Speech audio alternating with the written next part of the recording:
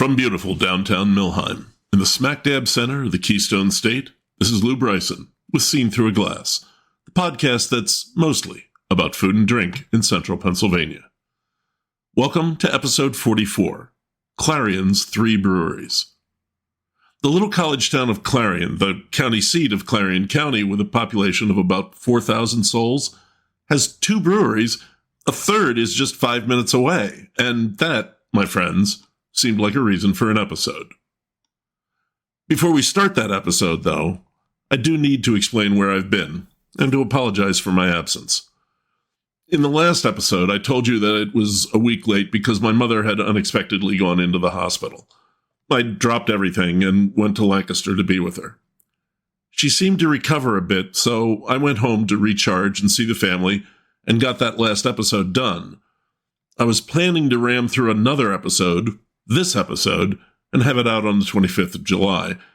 But sadly, that's not what happened. My mother got much worse, despite the truly dedicated efforts of the medical staff at Ephrata Community Hospital, about whose honest compassion and determination I cannot say enough. She spent her last days in hospice care. It was peaceful, without pain, and I was able to be at her side almost the entire time. Last Saturday, we buried her ashes, along with my father's, in the family plot in Lancaster County.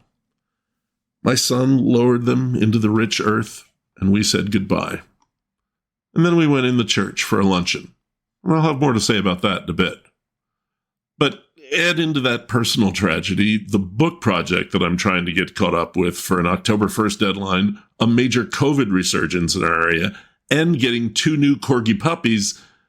And that's why you're only getting this episode now, over a month after I'd promised it. And if I'm being completely honest, it's going to continue to be somewhat haphazard till the book's done, because that must be done by October 1st. I have material for another episode, but it's going to have to be written and recorded. We'll see what happens. I'm not going to make any promises, except that we will get back on schedule in October. And yes, there will be pictures of the puppies on the Instagram account. I know you want them. Back to the episode, then. As I mentioned in the last episode, Kathy and I went out to Western Pennsylvania recently to talk to some Amish furniture makers about bar stools. 3 for the basement bar and 2 for our kitchen counter. We found the right guy and commissioned them. 4 weeks later, I went out to pick them up and took the opportunity to make visits for 2 future episodes. One on the surprisingly happening town of Brookville, and this episode on Clarion. Why Clarion? Back in February, Elk Creek Cafe here in Millheim had their annual Day of Delicious Darkness event, a very fun tasting of a variety of dark beers. This year had even more variety.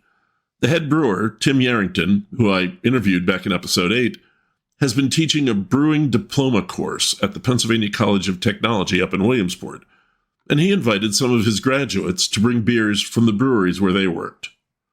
One of those brewers, Devin Smith, brought a cherry-smoked porter from her brewery, Clarion River. I was so pleased to see a smoked beer that it stuck in my mind, and I gave her a shout when I knew I was headed out there. When I found out there were 2 other interesting breweries in or close to town, I was set for the episode. So we'll visit and talk to the 3 brewers of Clarion, and I'll tell you a bit about the town and the area. And then we'll talk about central Pennsylvania funeral food. But first, and man, I needed this, here's what I'm drinking today. I'm actually drinking 2 beers today, 2 Oktoberfest beers, because I'm not sure when I'll get another chance. I have the Von Trapp Brewing beer from Stowe, Vermont, and the Tröegs beer from here in central PA. The Von Trapp is at 5.6% from a can. The Tröegs is at 6.1%, poured from my home tap. Lucky me. The Von Trapp beer, yes, it's those Von Trapps. Maria and the captain and the family settled in Vermont. In 2010, Johannes, their youngest child, started this brewery in the basement of a family skiing lodge. Their beers are excellent, and I'm looking forward to this.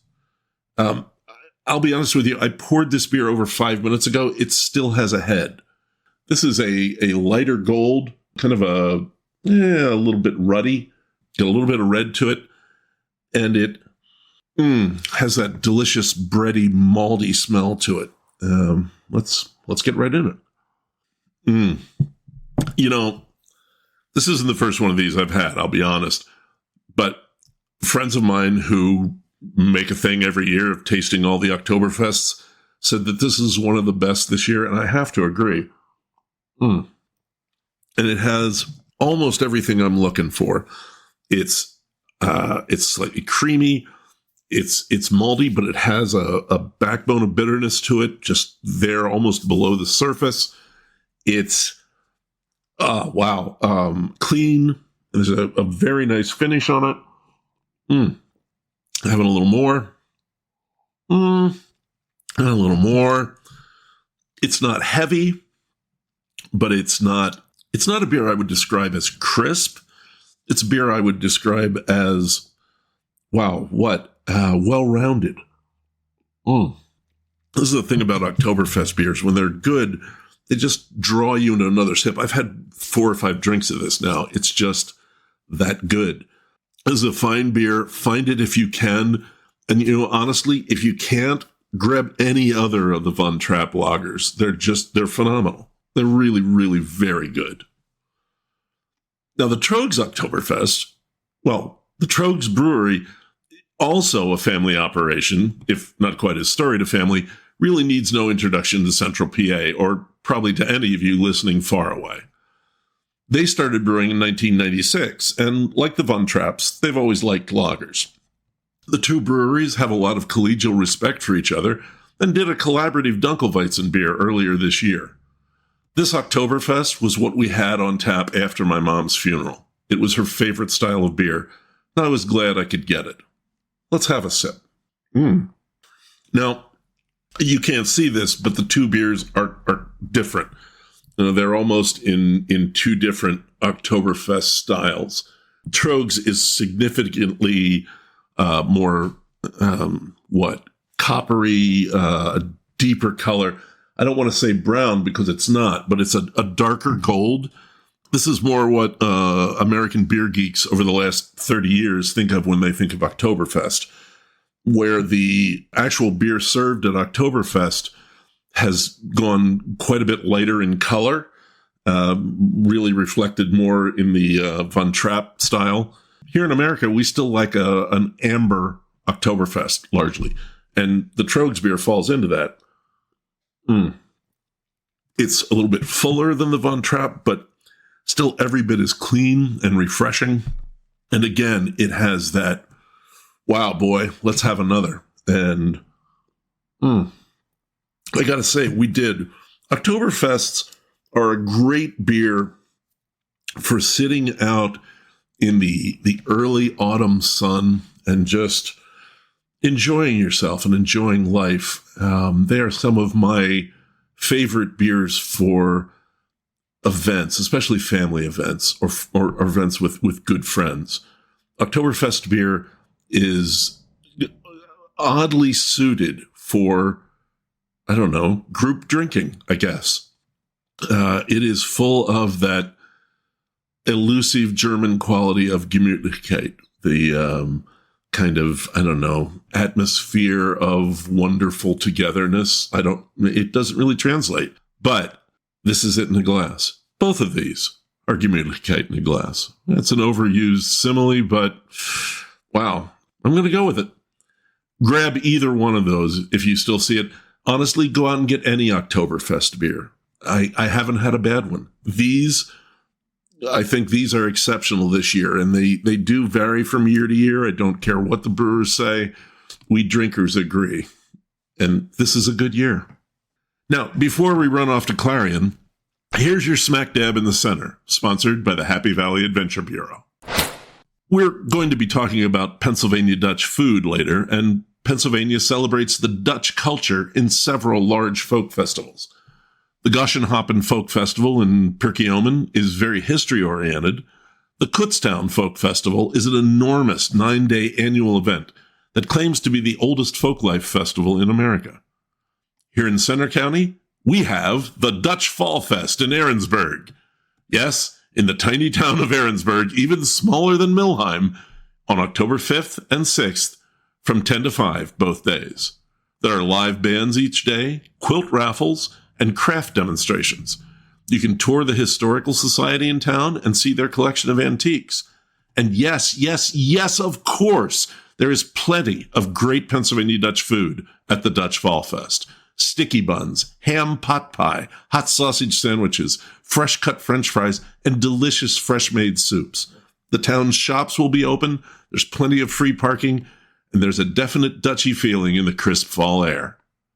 Go to the happyvalley.com website and click on the events tab to find the Dutch Fall Fest, and maybe I'll see you in Aaronsburg on October 5th and 6th.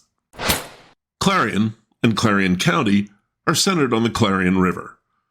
That name, Clarion, comes from surveyors who were laying out a road along the river in the early 1800s. They said the sound of the waters echoing between the walls of trees on either side sounded like the call of a distant trumpet, a clarion call. At least, that's the lore. As we've learned over the last 40-odd episodes, it ain't necessarily so, but it makes a good story.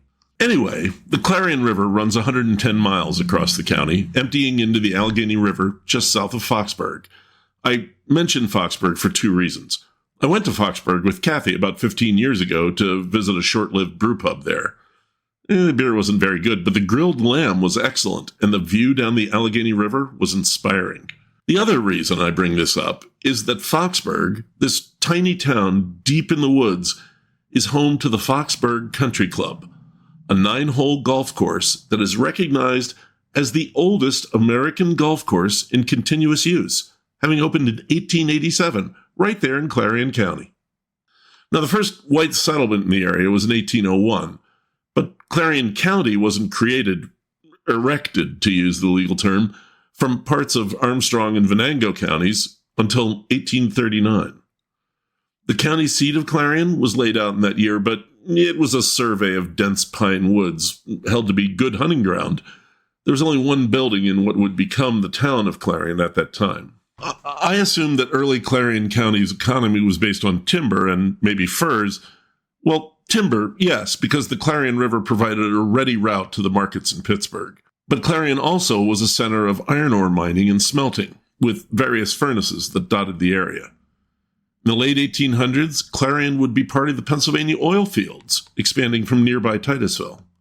Eventually, these extractive industries petered out, and the population has been in decline for the past 30 years. Wilderness tourism has been a growing business, with Cook Forest State Park a longtime favorite. The park is a major draw, easily accessible off I-80, with trails, swimming, canoeing and tubing, and cross-country skiing and snowmobiling in the winter. Cook Forest State Park also has the Ancients, large stands of old-growth white pines and hemlock, with the Forest Cathedral, a group of especially tall old trees that is a national natural landmark. The wonder, the sounds, the smells, go for the call of the trees and the ringing ripples of the Clarion River. Or, go for the beer. I stopped to talk to Devin Smith at Clarion River Brewing first. It's right in the middle of town. She told me about opening the brewery and then deciding to put in the hard work of learning to be the brewer. She got an apartment in Williamsport and spent 5 days a week taking Tim Yarrington's courses at Penn Tech. Gotta respect that dedication. Give her a listen. Hey, I'm here with Devin Smith. She's the head brewer at Clarion River Brewing Company. Hey, Good Lou. to see you. Hey, Lou. Happy to see you. Yeah. Actually met you at Elk Creek back in February. Yeah, Day of Delicious Darkness. Yeah. You guest beer there. We did, the cherry with smoked porter. Yeah. It gave me pleasure to see a smoked beer on at Elk Creek. So tell me about the beers. Well, tell me what am I drinking? I didn't even ask. So I poured the Hefeweizen. Our Hefeweizen is called the Yeasty Boys. Okay. Sorry, I have to be honest. I saw a hazy, and I just assumed you'd poured me a hazy IPA, but no. This is my kind of hazy. Oh, it's nice. Perfect for the weather. It's a gorgeous day, and there's something about a Hefeweizen. If we were outside, it'd be spot on. But Absolutely, this is good. It's a great summer beer. Right? Yeah. So what kind of beers do you do? Is there a theme? So when we started out almost 9 years ago, our brewery theme was very historic. And, we're in downtown Clarion. We're in a historic building, so we wanted to kind of stick with that. And we've evolved and grown a little bit, but we've held on to a bit of that. So our flagships, which a few of them are actually not on the board right now because I'm in the process of reformulating. Okay. I took over for our previous brewer last year, and I'm just starting to really dig in a little bit more. So we're reformulating our flagships, but all of our flagships have historical meanings behind them. So our Pilsner is called the Golden Eagle Pilsner. The mascot at Clarion University, which is just a couple blocks away from our brewery, is the Clarion Golden Eagles. Okay. So we wanted to stick with that for our light, easy drinking beer. And then we have a rotating IPA. It's called the Iron Furnace IPA. And when you say it's rotating... So it's a different recipe IPA, but it's always a West Coast IPA. Gotcha. Okay. So I'll just tweak the hops or switch the malt base just a tiny little bit. And each one is named after a different iron furnace in Clarion County. Oh, okay. Yeah, All at right. one point in time, Clarion was producing the most iron ore in the state of Pennsylvania. So we wanted to really hold on to that piece of history. Clearly I need to do some research because I assumed it was all forestry stuff. No. Okay. No. So right now we have on the iron furnace, and it's the hemlock furnace. Okay. And it's very, very West Coast. It Okay. It's Chinook and Centennial. Oh, wow. So That's it's really pretty West Coast. resinous, piney, a little bit of grapefruit. Yeah, that's classic. I love it. That's probably what I drink the most of right now. And then our two flagships that I'm in the process of tweaking and reformulating are an amber lager. That's what we call the 1841 amber lager. 1841 is the year that Clarion was established as a town. Okay. And then our horse thief that we have right now is actually kind of a lightened up version for summer of our English brown. Okay. Which is our Leatherwood. And there's a section, not even a town really, it's a very small area around Clarion called Leatherwood. And turns out there was horse thievery, like in droves, and it was really a problem. So a bunch of neighbors kind of banded together and formed what they called the Anti-Horse Thief Association. Oh my God. And it's still around today. Really? I think actually, as we speak, this coming weekend is Horse Thief Days. Oh my and God. it's like a huge festival. Oh. But it's $1 to join. There have been a couple presidents that were members of the Anti-Horse Thief Association. So all of our flagships are very historic, but other than that, we really just want to have a beer for everyone who walks in here on our board. Okay. So we try. Yeah, to I mean keep the variety quite is the variety. Yeah, a saison, a Goza, West Coast IPA, 2 West Coast IPAs, one of them spiced. That's very interesting. I was like, that's bold. Yeah. Okay. So we talked a little bit about the history of town. It's probably obvious. This is the first time I've been to Clarion. What's it like? It's quiet. Okay. It's quiet. It's a small college town, so right now all of the college kids are gone. But summer in a lot of college towns you would think would be a lot slower. Because Clarion is so close to so many outdoors attractions, like we have Cook Forest not far away. We have the Allegheny National Forest, probably only 30 to 40 minutes away, depending on where you're headed in the forest. And then we're right off of Interstate 80. So we get a lot of travelers, a lot of tourists.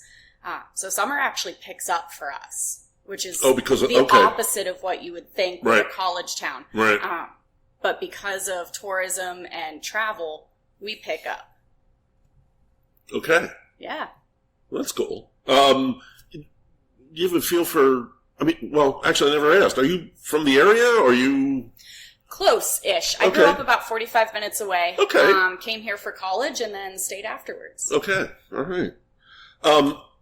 You also have a tap room that, speaking of the outdoors, is literally out in the woods. Macbeth's Cabin? Tell me about that. So we bought an outfitted cargo container from another brewery that had used it as a bar in a box, basically. Sure.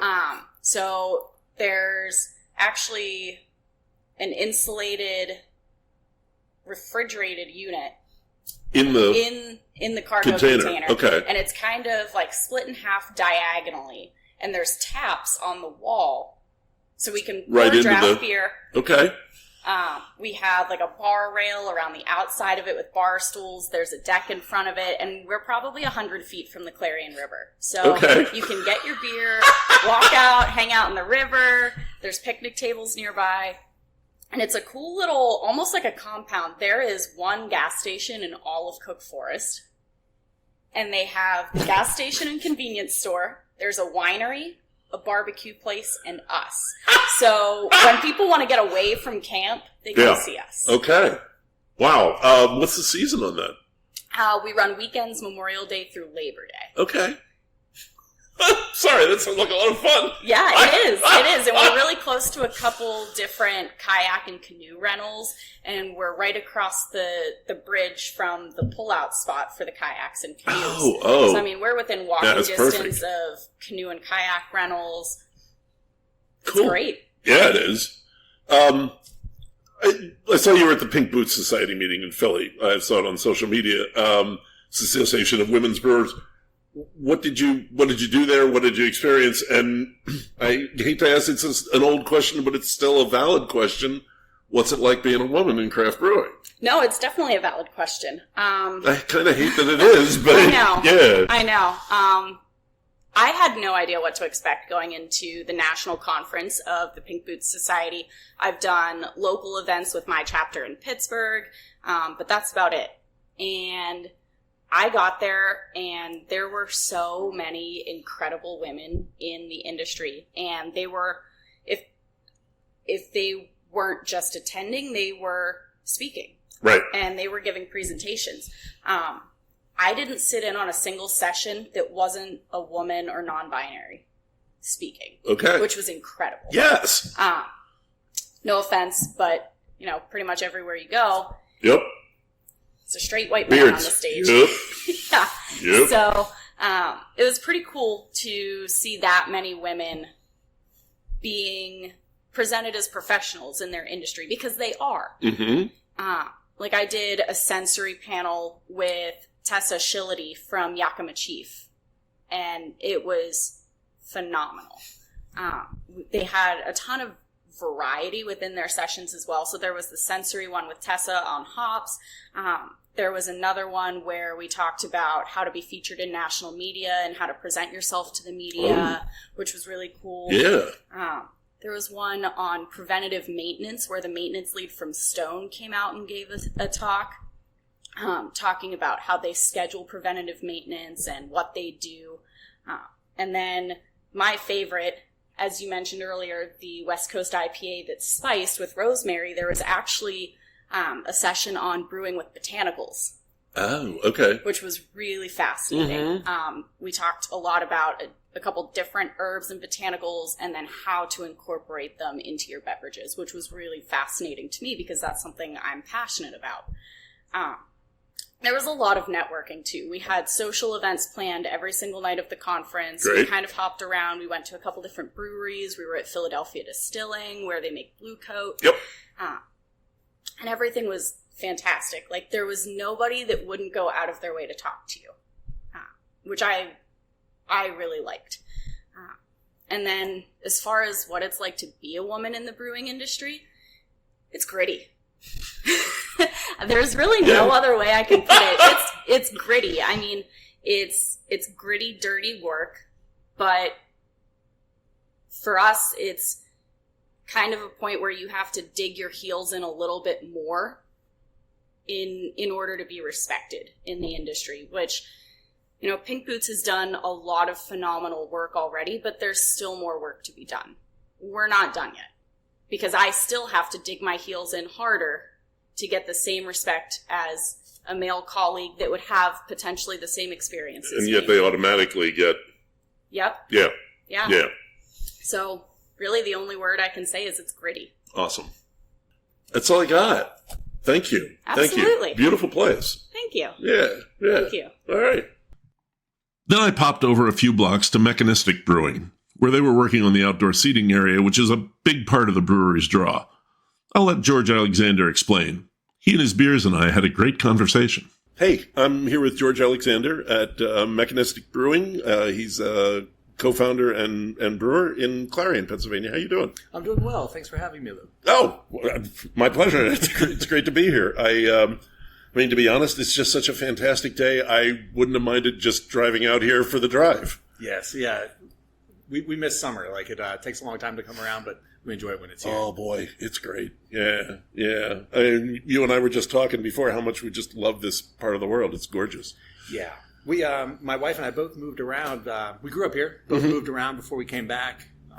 And, yeah, we love being here. The rivers, the forests, the people. Yeah.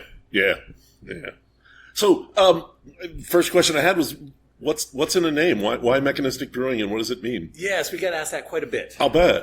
We probably picked a name that's a little bit complicated, but we wanted something that was unique, science-oriented. My background's in chemistry. I'm a scientist. Oh, okay. And we also wanted something that was kind of industrial to go. We have an industrial space. It used to be the West Penn Power Building. Oh, okay. And so mechanistic is kind of a science term for an understanding of how things fit together. So for us, it's how beer brings people together, and that creates a sense of community. We had a comedy group in last weekend, and they said Mechanistic sounded like a sexy Pokemon character. Which it's not all downside. You're right. Yeah. So, yeah. I'm drinking. You poured me at my request a what is it, 2.9? 2.5%. 2.5% dry Irish stout. It's delicious. What would a person find it on tap at Mechanistic on any given day? What's the aim of your brewing? So for us in a small town, I think it's a little bit different than living in a city. So in cities, I think you often find breweries that are focused on like specific styles, maybe lagers or IPAs for a specific audience. In a small town, we kind of have to cater to a wider audience. Yeah, you don't really have that luxury, do you? Right, and it's kind of a luxury both ways. Like it's oh, that's true. We look at it like our demographic ranges from like 21 to 90 years old. Our customer base. We get college students, young professionals, families, girls on a night out, middle-aged professionals, baby boomers. So we try to have a range of beers to kind of cater to everybody, which works well for us. We tend to like, me and Chelsea and Martin and Scott, who we brew with, we tend to like almost all beer styles, especially, not all of them, but most of them, especially the ones that are kind of time-tested over the years. So we love getting to try different styles, travel around the world to try them, try to learn about them, recreate them here, and then you can kind of bring some of those different aspects from those beers to other beers too. Oh, okay. Yeah. So almost a fusion aspect. Exactly. Nice. Yeah. So we really like that learning process. So I think we look at it kind of as a luxury to be able to brew more than a couple styles. I don't know if when we started, I didn't want to have flagship beers. I didn't want to brew the same beers over and over. It's kind of one aspect I do miss is you don't get the opportunity to hone those styles. Oh, yeah, beer after beer after beer.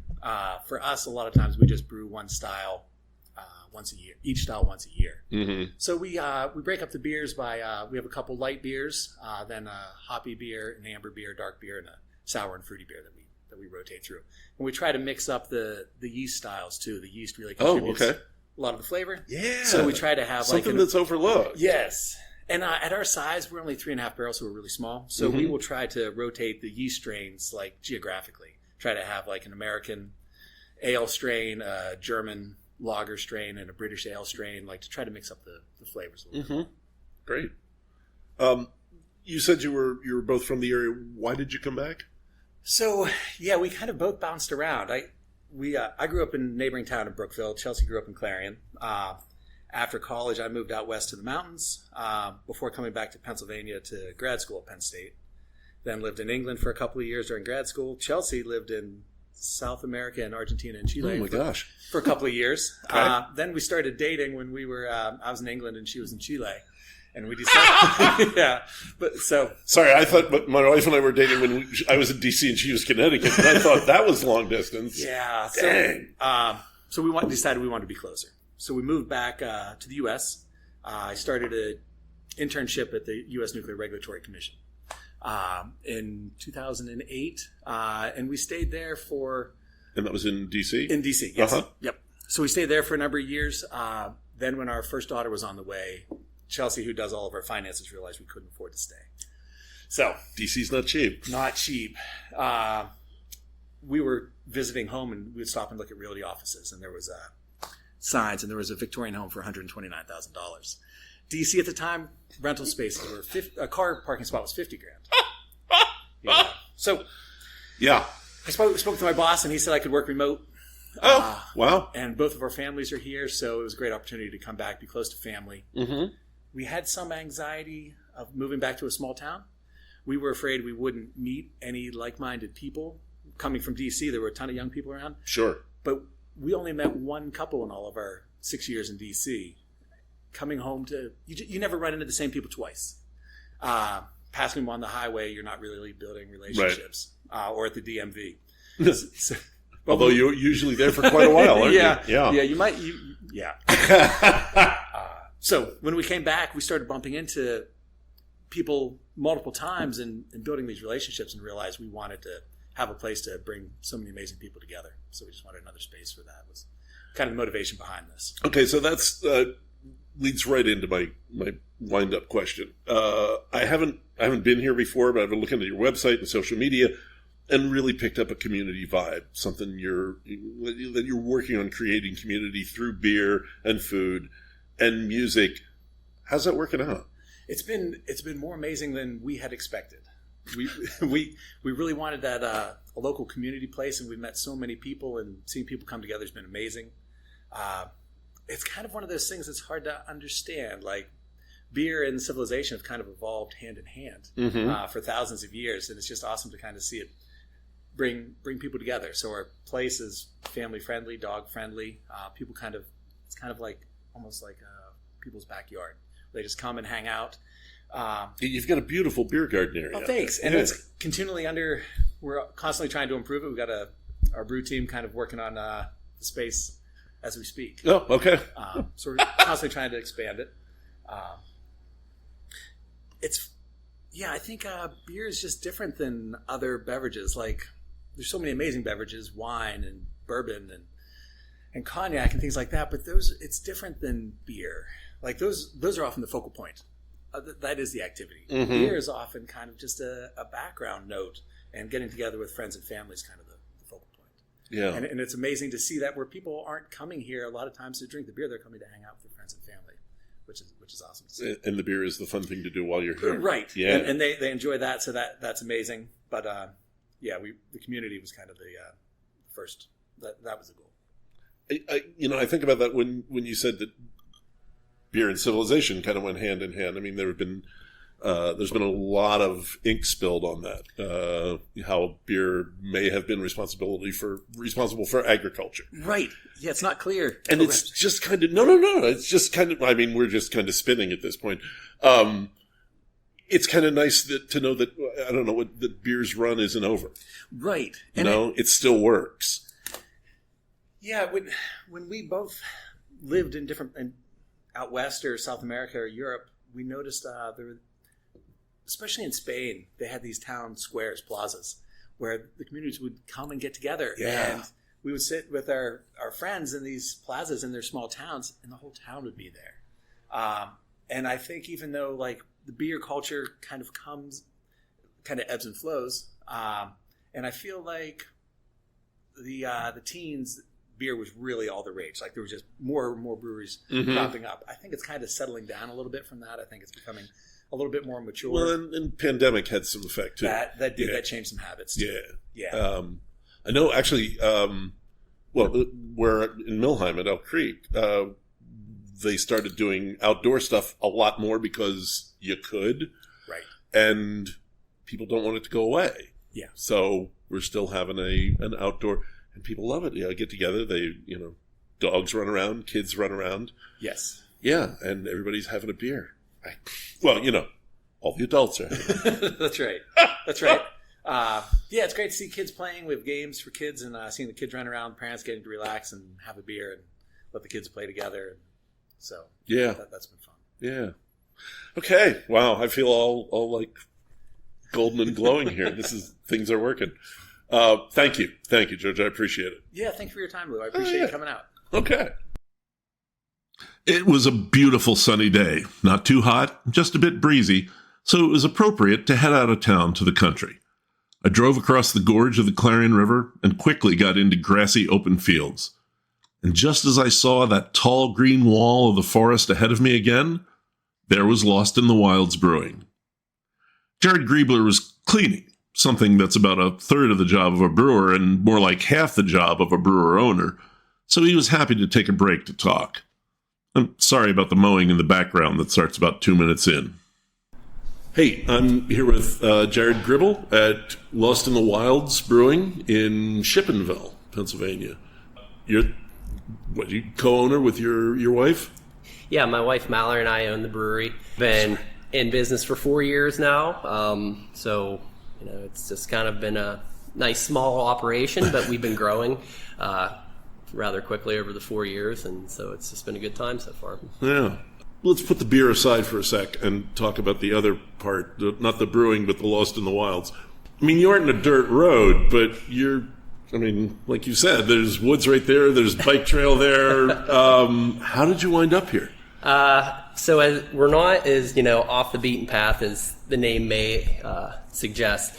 Well, if you look out the right window, you are. Well, you look out the window, it's a great view. That's why we're a destination brewery. No, we're located about 5 minutes off Interstate 80, right on Route 66. So it's a very accessible brewery to get to. But we do have a great outdoor area, nice seating area right along the bike trail, and some nice wooded area too. The bike trail, it's a lot of bike trail. Yeah, so and it's a great thing for our customers too. They seem to love it. But the trail itself is the Rail 66 Country Trail.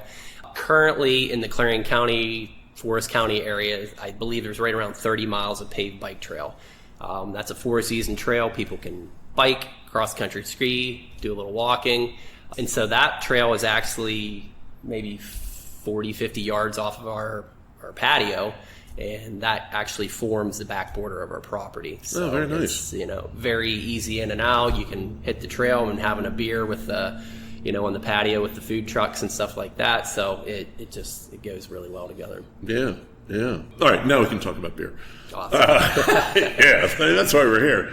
I'm enjoying this Italian Pilsner.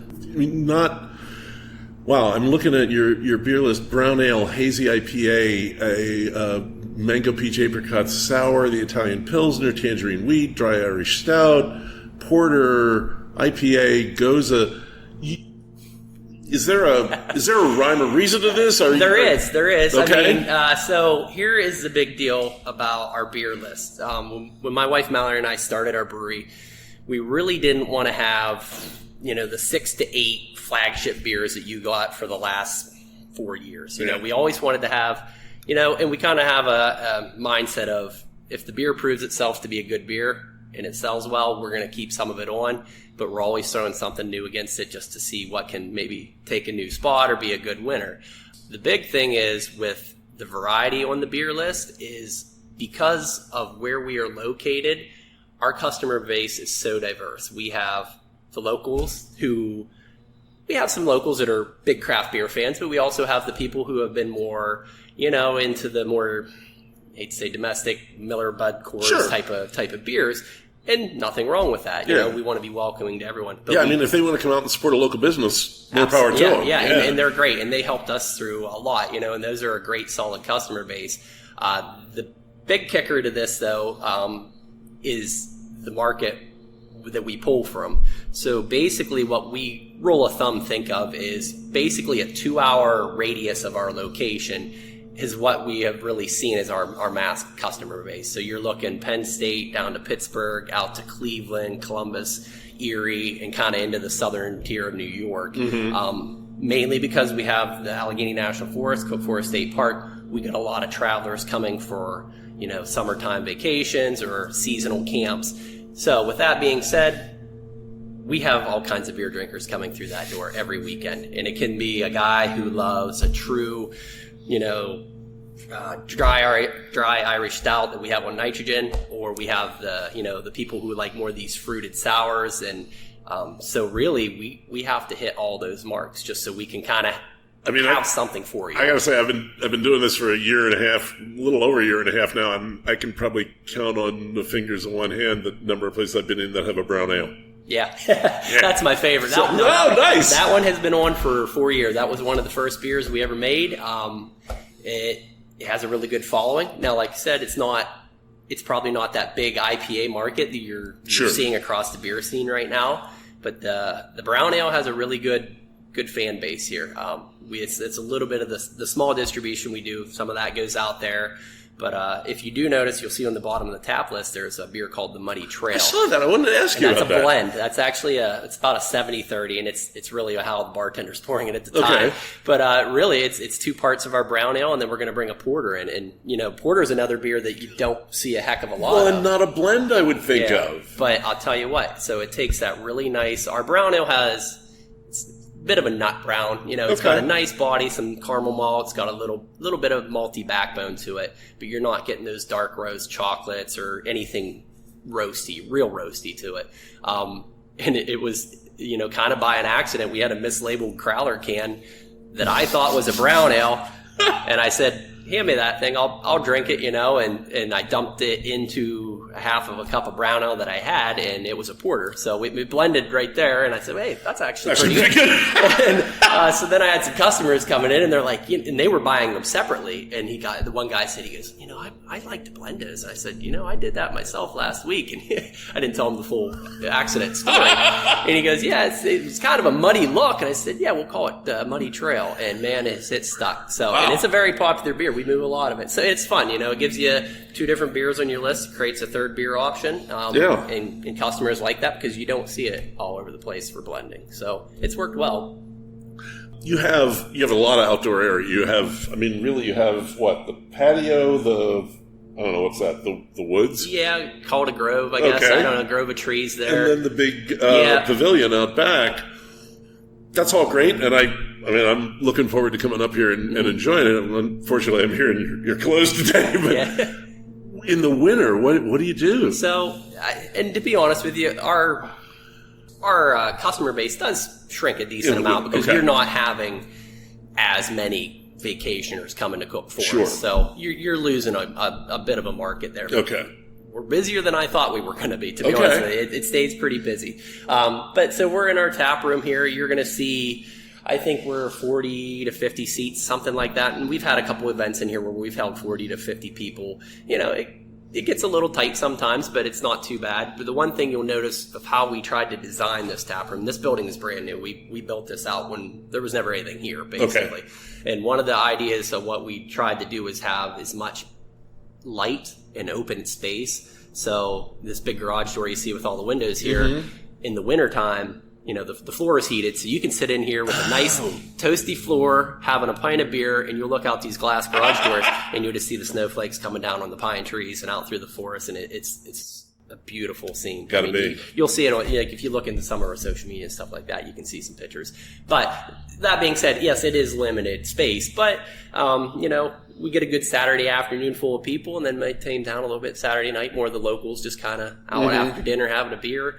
So yeah, it works well. We've done well, but the outdoor area is very, very big. And it helps us. We're always trying to expand, but we don't want to cut. We try to blend in the trees. You don't want to cut too many trees. You like the shade, like to be in that environment. But we always try to preserve the trees, kind of maybe put a little more mulch down and tuck people away, so we can be very busy, but you're not on top of each other. Okay. We just had an event here Saturday in the pavilion, which is about 1,500 square feet. I think they had 50 or 60 people down there, but our tap room stays open to the public. We don't close for private events. They can be there. Right. So you can have I think we can seat 80 under the pavilion. So you could have that going on, but you can still get into the patio out back or out into the grove of trees, or just sit in here at the bar, have a pint and talk to us, watch a little bit of the TV, the one we do have. So, we try to, like our beer list, we try to cater to all environments and just create a really cool fun atmosphere. And we hear that a lot every weekend of just, hey, this is great. We love sitting here. It's just fun to relax and have a beer. Yeah. It's Thursday, Friday, Saturday, Sunday? Yes. Yep. Thursday evenings, all day Friday, all day Saturday, and all day Sunday. Food trucks typically from April to November. We'll get people in Friday here. and Saturday? Yeah, Friday, Saturday, and Sunday. Sundays. Okay. Yeah, it just depends. Sometimes you're dealing with another business. But that's worked well for us too, because you could have tacos Friday, pizza Saturday, and barbecue Sunday, and it's like, that's a rotating menu that works great. So, and beer is very versatile, so you can have it with a little bit of everything, and it's never a bad deal. So, okay. Yeah. So that's kind of our market, and like I said, the beer list is just trying to always have something rotating. We never want to get stuck in a rut. We'll move some seasonal stuff in and out, but just make nice, clean beer that's easy to drink. Can't ask for much more than that. Awesome. Yeah. All right. Thanks, Jared. Appreciate it. Thank you. Wow, now I really want to try that blend of brown ale and porter the next time I'm down at Elk Creek. That's Brewing in Clarion.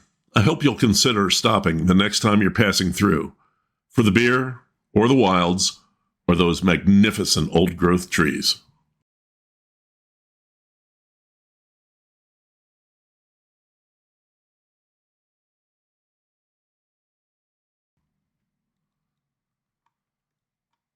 I went to a funeral. Lord, it made me happy. Seeing all those people I ain't seen since the last time somebody died. Everybody talking, they were telling funny stories, saying all those things they ain't said since the last time somebody died. That's from Lyle Lovett's song, Since the Last Time. I went to a funeral, my mother's, last Saturday. We buried my father's ashes, too. He's been waiting since 2010. We sang some of Mom's favorite hymns. My son and I each spoke, and then he and I carried the ashes to the graveyard, following the preacher to the Bryson family plot. Then we walked back to the church and had lunch. There's a central Pennsylvania Dutch tradition of funeral food. Other cultures have this tradition, too, and have their customary foods. But I was raised in Lancaster, and I've lived here in central PA most of my life. These are the foods I know. I was introduced to funeral food young. My grandfather, Newt Schisler, who I called Pa, died suddenly when I was only 9 years old. We buried him on a snowy day. I remember there was almost a foot of snow. I also remember seeing my father cry for the first time in my life. Like my mother's funeral, we left the church and just walked out back with the coffin and buried Pa there. My sister Elizabeth and I wound up getting a ride to my grandmother May's with our Uncle Zeke and Aunt Mary in their yellow Volkswagen Beetle, trying not to cry. Yet even now I remember that there were 4 fresh-baked pies in the back. 2 fruit pies, a lemon meringue, and a coconut custard. I have no idea why I remember that. When we got to May's, Lord, there was a party going on. A feast of food was laid out on their big dining room table. Everyone was talking, laughing, eating, drinking. Little 9-year-old me got angry. How could they be so happy? My grandfather was dead. My mother sat me down with a piece of lemon meringue and dried my tears and fed me pie and explained that everyone was remembering what a good man Pa had been and remembering stories about him. That was what everyone was talking about and laughing about and smiling about, not that he was dead. So I ate pie and calmed down and went and sat in Pa's chair, and I felt a little better. But what really inspired the menu at my mother's funeral was my friend Gary Breadbenner's funeral in 2009 over in Danville. Gary had lived in Philly, but he was from Danville, and they took him home to rest. After the funeral, which was largely attended by his friends from Philadelphia and the Grey Lodge Tavern, we headed to the church for lunch. The church ladies had made calico beans, potato and macaroni salads, and chocolate cake with peanut butter icing. We dug in, and yes, we talked and laughed and smiled. So when Karen Humsher called from my mother's church in Paradise, the church I'd grown up in and I'm still tenuously connected to ask me what I wanted at the memorial luncheon, I knew. I made a big batch of calico beans. The recipe I found online called them funeral beans, which was perfect. First, I fried a pound of bacon in my Dutch oven, saving about a tablespoon of the fat. While the bacon cooled, I cooked a chopped onion and a little bit of garlic till it was soft in the bacon fat, and put it in a bowl with rinsed canned beans, black beans, butter beans, dark red kidney beans, and navy beans, plus a large undrained can of Bush's baked beans, original recipe. I added a tablespoon of yellow mustard, half a cup of brown sugar, and a half a cup of cider vinegar, for balance, and gently mixed that up with the crumbled bacon. I wiped the remaining bacon fat out of the Dutch oven and put the bean mixture in and let it simmer for 3 hours. When it was tasty and done, I put it in the fridge in plastic containers to take to the church the next day. For the rest of the luncheon, Karen went to a local butcher and got ham and chicken salads, macaroni salad, and my mom's favorite cold side, pepper cabbage, a sweet and sour, finely diced slaw. We had plenty of sweets, too. My sister baked 2 shoe-fly pies, and on the way down to Lancaster the day before, I stopped at Weaver's Bakery in Port Trevorton and got a sour cherry pie and a lemon Montgomery pie, along with some bar cookies and oatmeal raisin cookies. My parents' old neighbor, Rick Shear, made a fabulous chocolate cake with peanut butter icing. My wife's family was there. My mother's 2 sisters were there. Her old boss from the bank was there. And old friends from the church were there. A heartwarming group of our college friends were there. And my cousins Victor and John were there. All those people I ain't seen since the last time somebody died. Lord, it made me happy seeing everybody talking, saying all those things they ain't said since the last time somebody died. Don't wait till the next time, folks. Gather your friends, gather your family, cook up a bunch of food, and tap up some drinks. See them now while we're all still here. We always say that at funerals. Let's do it. And speaking of food at funerals, here's one last, as my late friend Jack Curtin used to say. And it's also a thank you to you. My brother-in-law Carl asked if there was anything they could bring to the funeral, knowing we'd be getting together afterward. I asked him if he could bring some of those great sausages from the Ramblin Poppy Butcher in West Jefferson, North Carolina, which I told you about last July in episode 18. And when Carl went and told John Dean that he was getting sausages for the podcast guy, John told him that you guys had been in and told him you heard about his place on Seen Through a Glass, which is awesome. Thank you. I greatly appreciate it whenever you let people know you heard about their business on the podcast. It makes them happy, and they tell other businesses, and that means they'll be more likely to agree to an interview in the future, which means more information and fun for all of us. So again, thank you. And thanks to you too, Carl. Oh, those sausages? Carl got 4 each of merguez, rabbit with herbes de Provence, Polish bacon, and German bratwurst. After the funeral, he drove up here to Milheim and started the charcoal in my Kamado Joe. I'd cleaned it and laid the charcoal before I left. So after I dropped off my sister at the train station and picked up a keg of Tröegs Oktoberfest on my way home, the grill was ready to go. I took the sausages to the stove and heated 2 bottles of Paul Anner Oktoberfest in my big Dutch oven. While that was simmering, I dropped in 8 of the sausages, turning them after 4 minutes. After 10 minutes, I pulled them out and covered them and did the other 8. When they were done, I put them on the grill. Got a nice char, good grill flavor, and only 1 minor burst. John, your sausages were excellent. Thank you. That's the show. My thanks to Devin Smith, George Alexander, and Jared Griebel for the interviews. Wasn't easy getting them all lined up in one day, but you guys made it happen. As always, you can find pictures for this episode and the corgis on Instagram at Stag Podcast and on Facebook at Seen Through a Glass. If you're listening to the show on the radio at WSOV, there are over 40 more episodes to enjoy, including a Milheim episode and a Nittany Valley episode at seenthroughaGlass.podbean.com. That's Podbean, PODBEAN.com.